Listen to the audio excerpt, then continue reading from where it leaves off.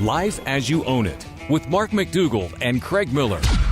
Remember, you got questions, we've got answers. You may not take the time to educate yourself about the single largest investment and opportunity you have, that investment in the roof over your head in real estate. We talk about your home, financing, making investments in real estate. We give you the facts, folks. You know, it's just good old-fashioned horse sense that we like to talk about. And we also throw in some other horse stuff, too, just for fun.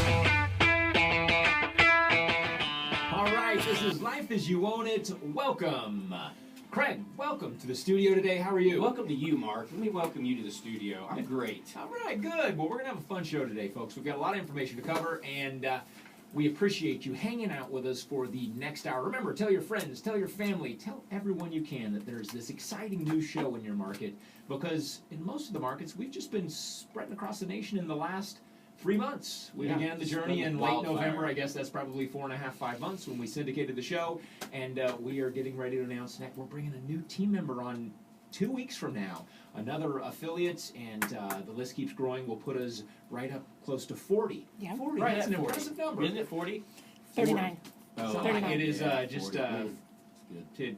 You're 40. Same as my age. You're right. I look Craig is 40. 38. That's right. Looks 38. So, folks, again, thanks for joining us.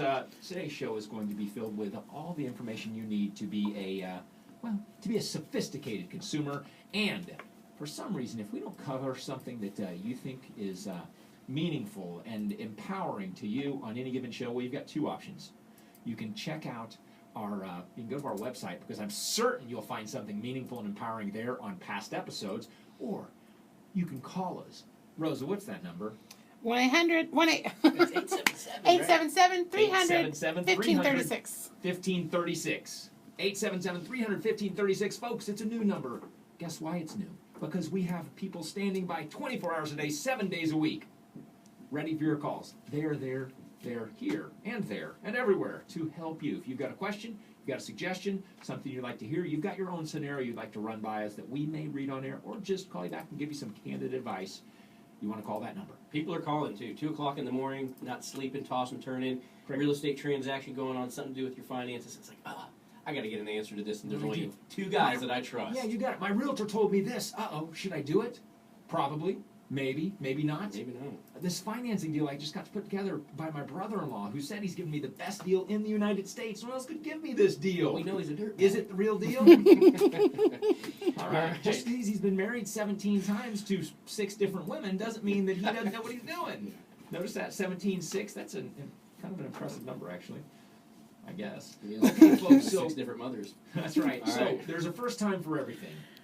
And folks, even Craig can be wrong. One day that too will happen. Remember that one time when I thought I was wrong? Yep, I was wrong. You're I right. was right after We'll all. share our 5 signs that you're ready to take the plunge.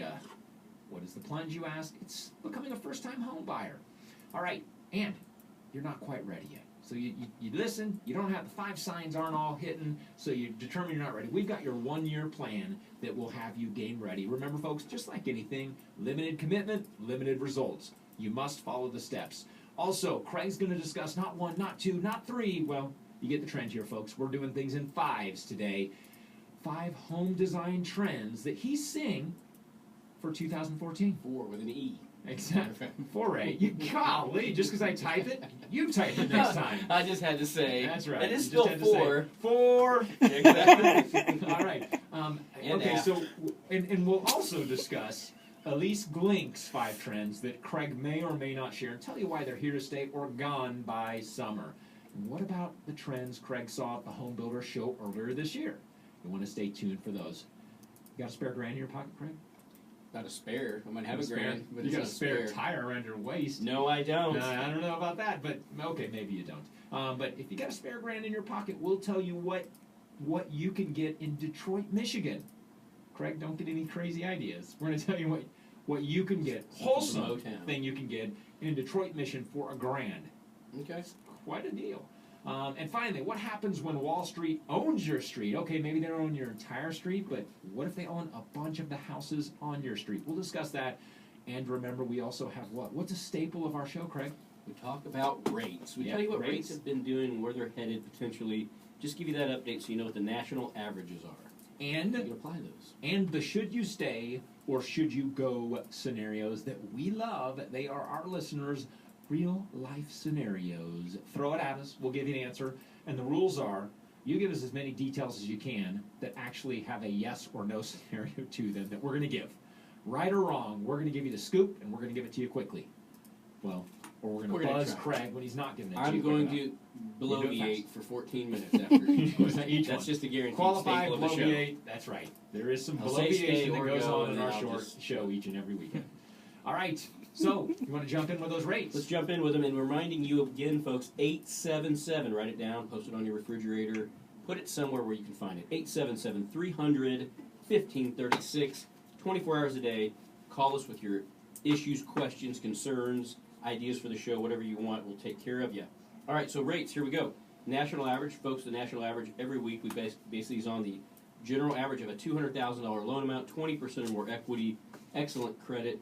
Keep in mind, if you've got poor credit, if your loan amount's much smaller than that, or maybe considerably higher than that, it could affect the terms. And, of course, less equity could affect the terms as well. Whether this is purchase or refinance, we're going to give you what the rates have averaged. Now, keep in mind, there are fees, there are points, there's all kinds of stuff people are paying out there that they ought not be most of the time. We'll share that with you after I get done rattling off these rates. But we want you to remember, these averages have about 1 point being paid nationally on average, so that's 1% of the loan amount. $200,000 loan, that's $2,000. If you got a $150,000 loan, it's $1,500. And there's other fees as well. So watch the fees, and of course watch the fees. We always say that. And we'll point you to the website for something that you can use as a tool as I get done giving you these rates. 30-year fixed, averaging 4.29 over this past week. Prior to that, 30-year fixed rates the week before, 4.48 average. So rates did just come down a slight little bit there.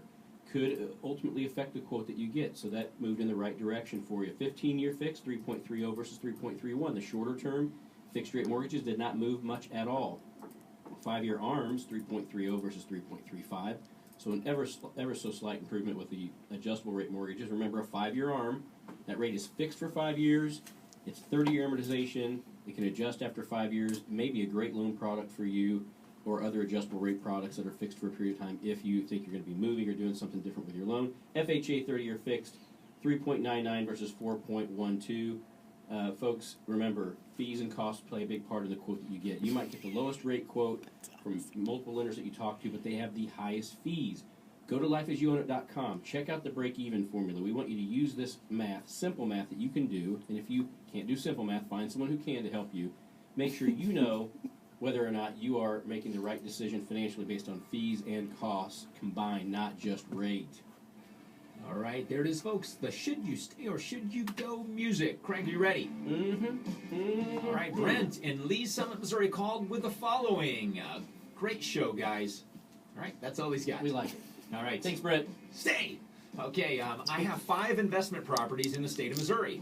I have mortgages on all but one of them, and I also have a loan on my primary home.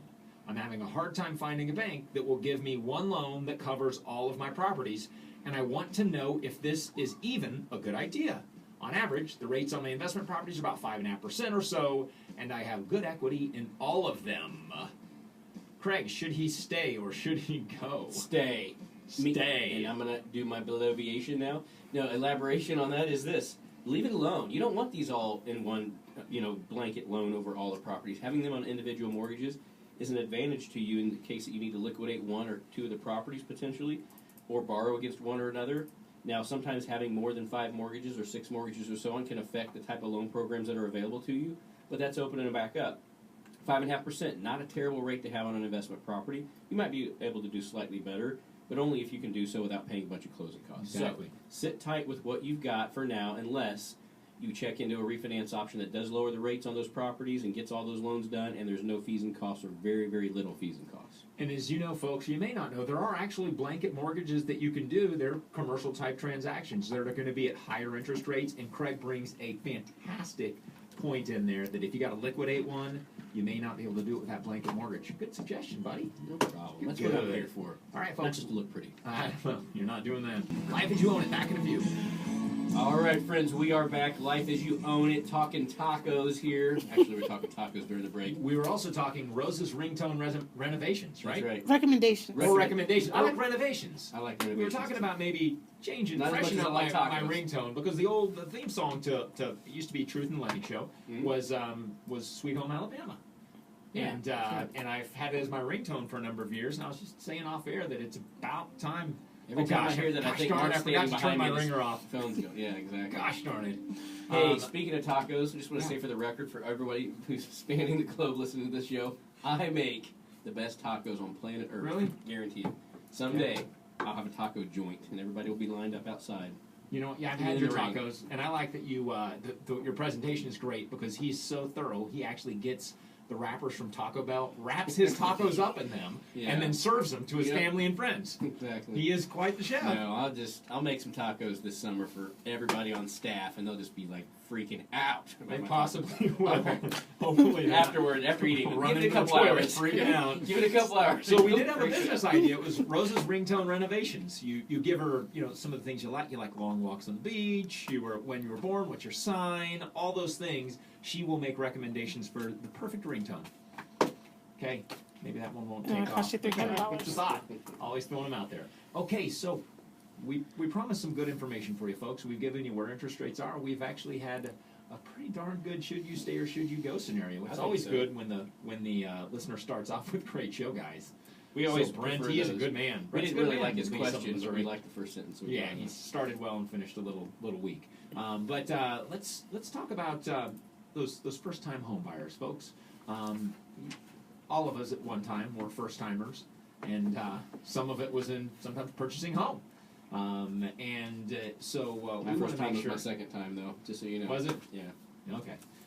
Well, here's 5 signs that if you don't have these 5 signs, then it's probably not time for you. Okay, you ready, Greg? Let's go. Number 1 is you plan to be there a while. If you're thinking that you're going to jump in the house, be there 3 to 6 months, turn a quick profit, turn any profit, then and you're not a professional home remodeler. We're speaking to people that are first timers. Not a good sign. Don't do it. Don't do it.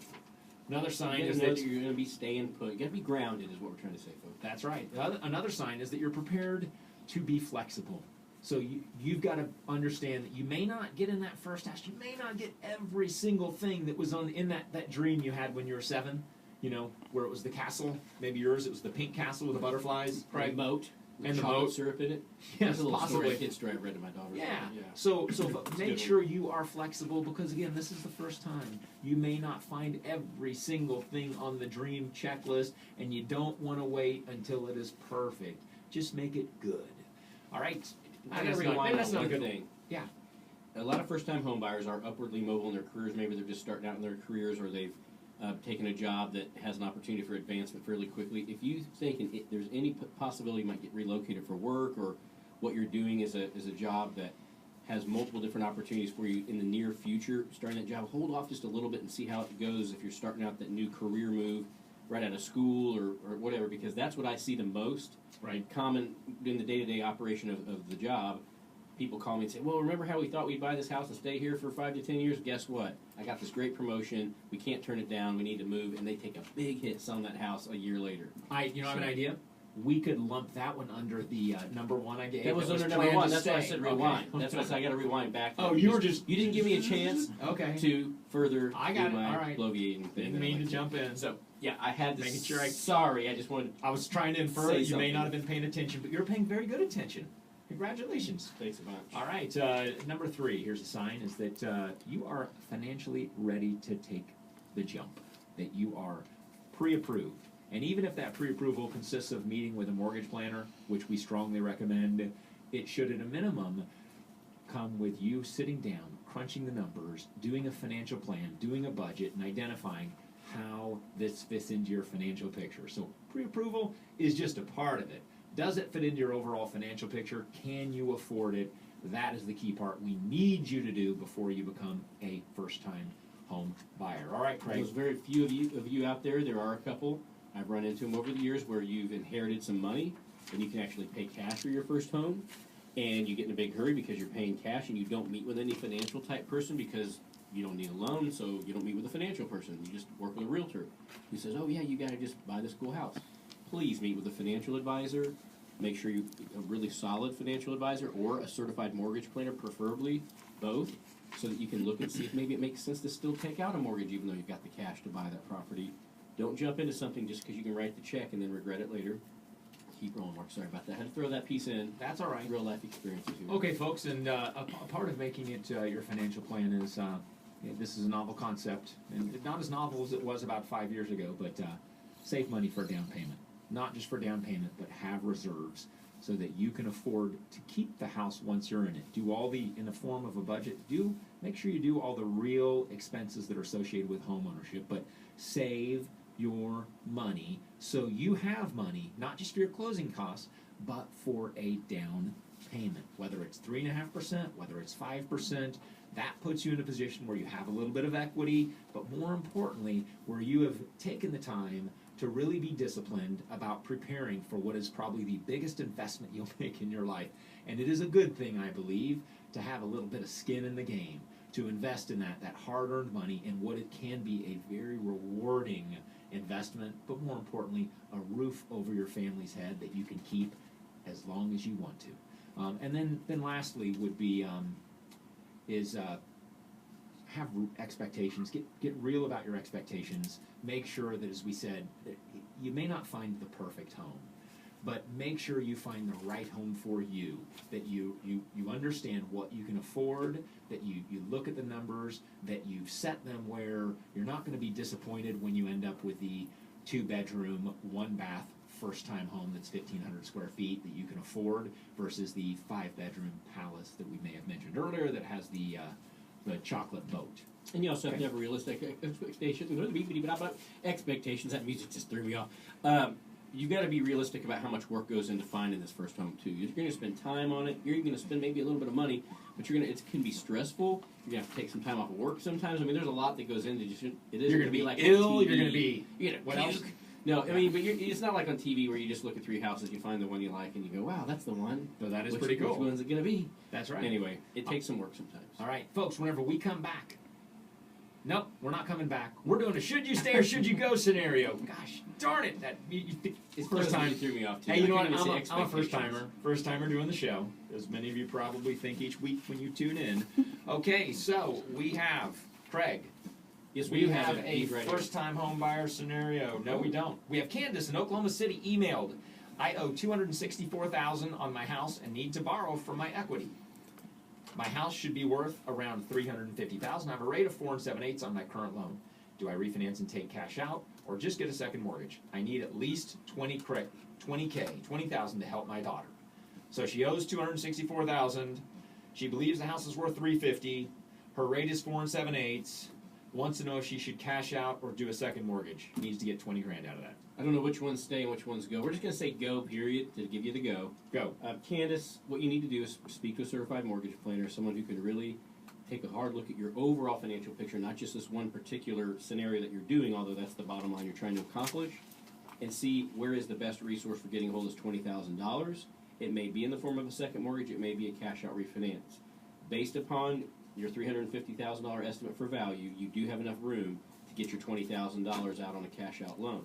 But it could be a less than desirable loan product potentially, or if you can settle for a little bit less, you could probably lower your rate slightly and get the cash out on a primary mortgage. If the person does the math for you and it's not making sense, you've got to really have them break the math down on a piece of paper or a spreadsheet or something so you can compare side by side, take action and look into your home equity, but also have someone look at your overall financial picture. We don't know what your other assets are, where else you have money. Choose wisely before you move forward with this. Go wisely, young lady. All right, when we come back, we're going to give you that 1-year plan for first-time home buyers so you are ready, folks. It's a plan. It's a mission. Maybe it'll be mission accomplished. That's right. Back in a few. Life as you own it. All right, we're back. Life as you own it. Thanks for hanging out with us on your weekend, and hopefully we're going to help you kick off. Depending on if you listen to us on Saturday or Sunday, we're going to help you kick off your next week on the right foot. Being armed and dangerous with a little bit of information that you can share around the water cooler. You're going to be just a little smarter than the person next to you, aren't you? Kick off with the right foot, not even on it. You can kick right. with the right. With the right, Or the left unless foot. you're left-footed. Unless you're left-footed. My daughter, Molly Ann, my middle child, is left-footed. Is she right-handed, left-footed? No, she's left-footed. That could be. She didn't write very much yet. Yeah. If you looked at her handwriting, you'd assume she was just left-footed. Exactly. Actually, you know what? She gets that from her dad because I'm obviously left-footed. Yeah. Because you would assume that I'm writing with my foot if you saw my handwriting. Rosa, stop It's nodding. true. I Is love it that. Bionics? I used to make that sound when I was a kid. I'd jump off of something. I did the same thing. I thought I was the Bionic Man. Steve Wait a Austin. minute. $6 million man. Yeah. I'd have to punch my brother. Slow motion. Then he just drop like a sack of potatoes. Okay. All right, folks. If you are a potential first-time home buyer, we've got your one-year game plan. Okay, let's kick it off. Let's do some game planning. Number one is identify. And it's always good. Planning ahead is going to help you achieve your goals, and it's going to help you do them, get those goals in a fashion that are sustainable. So first is identify how much you're going to want to borrow. How much are you going to need in the form of house and or mortgage payment to meet your needs. So out of the gate, even a year down the go, you know what, here's where I think I need to be. Here's the amount of house that I'm going to have to purchase that's going to ideally meet my realistic needs. Number two is find yourself an agent that ideally is going to work with you patiently, recognizing your timeline, not put a bunch of pressure on you to potentially purchase sooner rather than later, but is going to keep their eye peeled. Is going to talk to you about different markets that may evolve over the course of a year. There can be fantastic developments in communities as new amenities are put into the neighborhood, new eating, new shopping, etc. Things change. There's neighborhoods that you may have driven through 3 years ago or 2 years ago. You thought, gosh, wouldn't be living there. Now they're dynamic hotspots. Yeah. Yep. All right, Craig, also you've got, obviously, this is something you're doing already probably, is research homes online. Get online, look around, see what inventory is out there, see what's available. Make sure you understand what you're going to be able to afford and what it is that's going to kind of meet your needs. Also, connecting early with an agent means that you've got the opportunity, as I mentioned before, for them to be mindful of trends in the marketplace, also be kind of keeping their eye peeled for that little gem of a house that if you've given them enough information about your wants and needs that you may be able to find sooner rather than later. And what else? How much money? Oh, obviously, Craig, you've put together your financial plan. Mm-hmm. On day one, when you decide you're going to be a homeowner, you are not patiently, but you are methodically putting in the reserves, saving the money, putting that money into an account so that you have the savings for a down payment. So right when you decide you're going to become a homeowner, on day one, you determine, here's how much house payment that I believe I can afford comfortably. Because you've met with a financial advisor, talked to them, you've crunched the numbers, and now you begin the savings. Take a chunk. What are you going to need for a down payment? If you're going to need $10,000 for a down payment and some form of cushion in the form of reserves, then by gosh, you're going to need to be saving a little bit more than that each and every month, socking it away into that savings account so you're prepared for it. So it's the financial plan and the commitment you start saving on day one. Craig, what else? Well, this can go both ways. I see this on both sides where people are overshooting what they ought to be buying, and it's going to be very tight for their budget. But I also see a lot of people starting out undershooting what they ought to be aiming for. They think, well, we just want to be really conservative. It's our first home. This is what can happen and end up costing even more money. You buy too small of a home.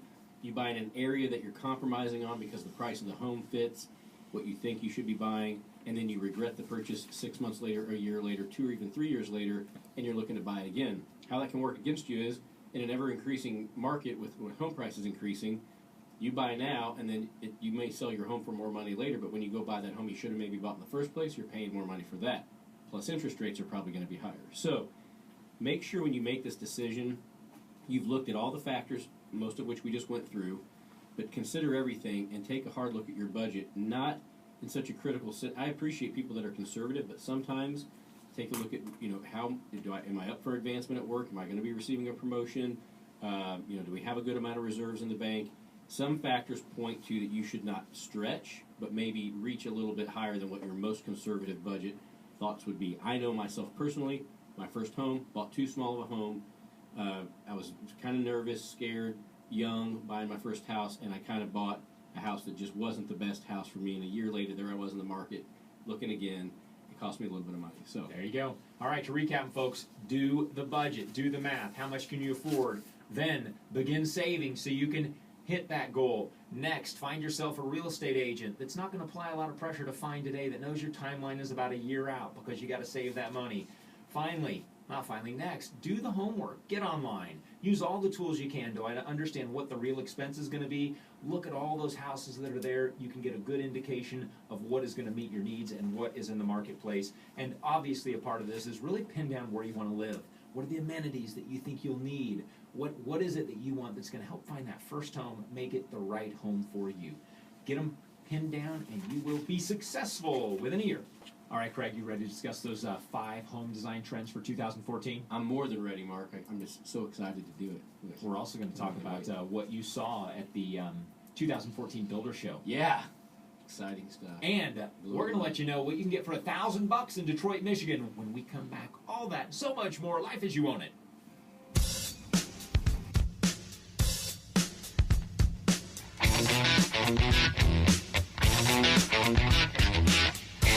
All right, we're back. Craig, knock out those top 5 trends from the 2014 Builder Show that you're seeing. All right, let's knock them out. Good job on the design. Quick. Okay, on folks. the new remodel home builder or whatever you call it. It was real design confusing, wasn't it? It was really confusing. It was confusing. Gosh, I'm confused myself. You are confusing. But I'm still going to apply all 5 of those things to the next time I'm doing anything with trending of trends. All right, speedy appliances, folks. Saw a lot of speedy appliances.